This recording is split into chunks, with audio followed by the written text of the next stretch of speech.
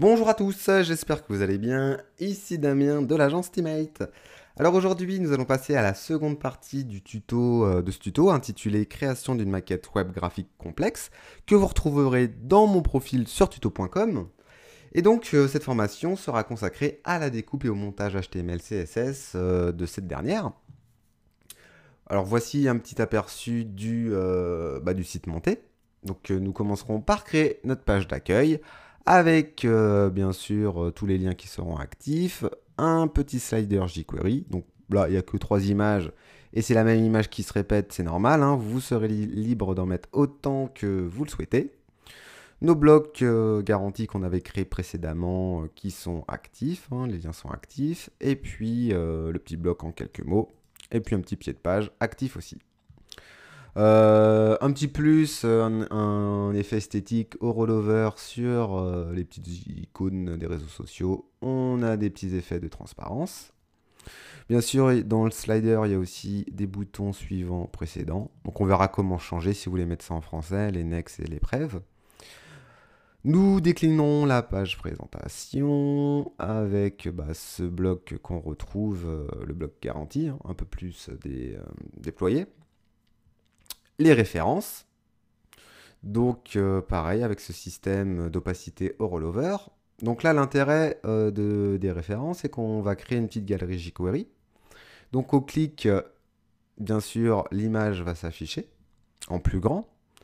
Et vous voyez là on a créé par exemple un groupe de 4 parce qu'on avait 4 références dans les prints. Donc on a créé un groupe de 4, image 1, suivant, image 2, suivant, image 3, suivant, image 4. C'est toujours la même image qui se répète, hein, c'est normal, c'est à titre d'exemple. Et puis, on a créé un deuxième groupe pour les illustrations. Vous voyez, 4 images aussi qui se répètent. Donc, c'est encore la même image hein, qui s'affiche, c'est normal. Donc voilà, on verra comment créer des groupes, tout ça dans Dreamweaver. Et gérer au mieux nos lightbox. Nous n'allons pas décliner les pages nos clients et liens utiles parce que maintenant vous savez faire les pages web. Hein. Donc libre à vous de créer vos propres pages. Et une page contact. Donc on verra comment installer un formulaire de contact en CSS3 et en HTML5 avec un envoi en PHP. Et on verra comment utiliser aussi EasyPHP afin de faire nos tests d'envoi. Donc c'est très simple, hein, c'est un petit formulaire assez esthétique. Au clic, eh bien ça devient un peu plus clair. Si on oublie, alors là je mets n'importe quoi, hein, de renseigner, je sais pas, un champ ou par exemple un mail, vous voyez le mail n'est pas valide, il va nous le dire, tac, veuillez saisir une adresse courriel valide, ok, bon, parfait. On va mettre damien@steamail.fr.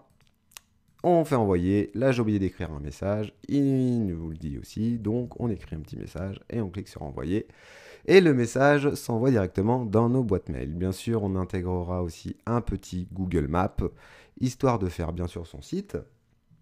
Donc là, il est préférable d'avoir un minimum de bases HTML, CSS hein, pour pouvoir bien suivre la formation. Même des bases de débutants, parce que là, je ne vais pas intervenir sur les explications liées aux balises et aux classes, etc.